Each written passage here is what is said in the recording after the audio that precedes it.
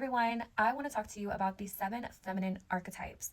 So, the 7 feminine archetypes, or the 7 seduction archetypes, are based in Carl Jung's work. Carl Jung is a Swiss psychologist, and he is the grandfather or the person who invented archetypes, the archetypes that psychologists use and study today, the same archetypes that are written about and have been written about for centuries in books and even in the last few years in film and just the development of storytelling. We can categorize people by archetypes. As a woman, I find that understanding your archetype can help you navigate interpersonal relationships, whether it be at work, with your lover, with your children, with your family, and can also help you navigate business and kind of understand, what career paths may be good for you. So I think there's beauty in understanding your archetype. These 7 archetypes can be and usually are present in every single woman at any given time. It's just a matter of whether or not she identifies and cultivates that specific goddess.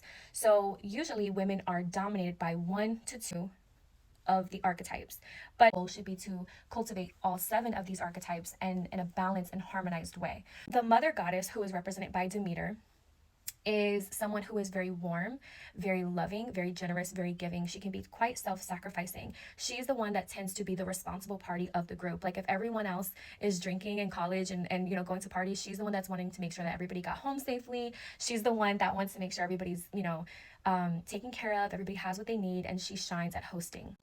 The maiden is lighthearted, she's charming, effervescent. In some cases, she can be kind of naive. She may struggle with following through commitments, whether that be in, long-term relationships or her goals.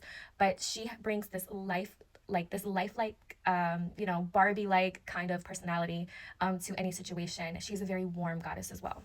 Queen archetype is represented by Hera. The queen archetype is also another very loving. She can be quite extroverted, but she's a little bit more strategic in the people that she includes, whereas the maiden and the mother may be very open. The queen is a little bit more strategic in terms of who she aligns herself with. She's going to be a little bit more discriminating and discerning with the people she connects with, because she's all about being in charge. She likes to be in the center of the home. She likes to be in the center of social clubs. She is the person that's going to be social, and she positions herself in a place of power, usually for good, but in some cases for bad, depending on if she's in her light feminine energy or her dark feminine energy. But she's the one that is going to be quite powerful, and she's going to have a very regal presence, a warm presence, and she's going to have some type of strategy behind what she's doing. The huntress woman is going to be a little bit more free-flowing, kind of bohemian. She finds her peace in her independence. Independence from men, independence from a boring job, independence from social norms.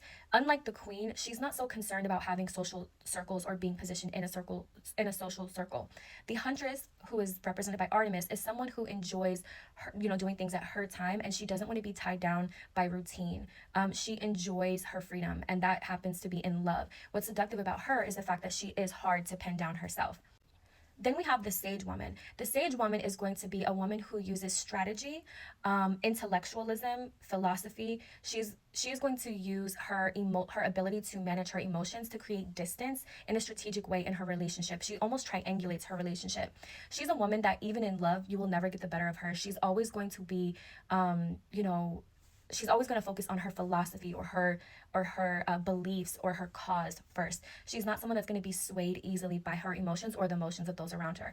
It doesn't mean she's cold. It doesn't mean she's not loving, but the sage woman is someone who relies heavily on her intuition, but her intellect as well, and her common sense to keep her grounded. The mystic woman is going to be the woman that's represented by Hestia in ancient Greece, and also sometimes Hecate.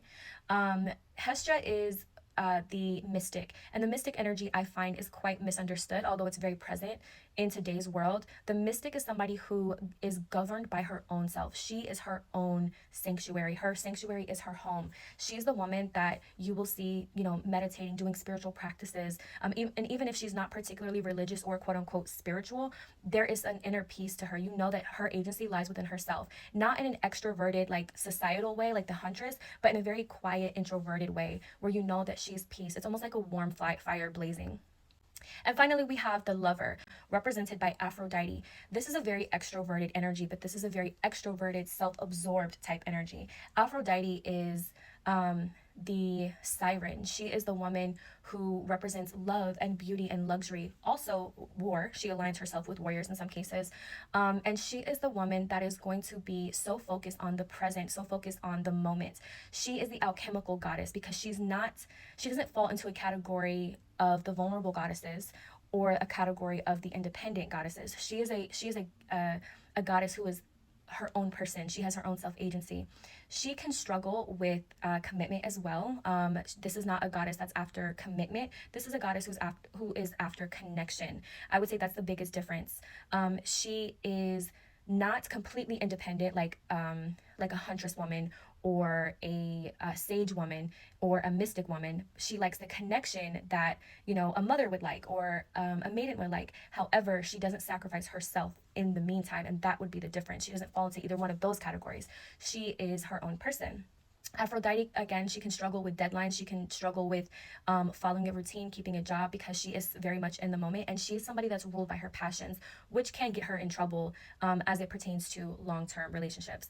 I'm going to be going further into each of the archetype in the coming videos. But I want to know, which of the 7 feminine archetypes do you find present in your personality? Are you dominated by one, or are you a mixture of all 7, or maybe 4 out of the 7? Let me know down below.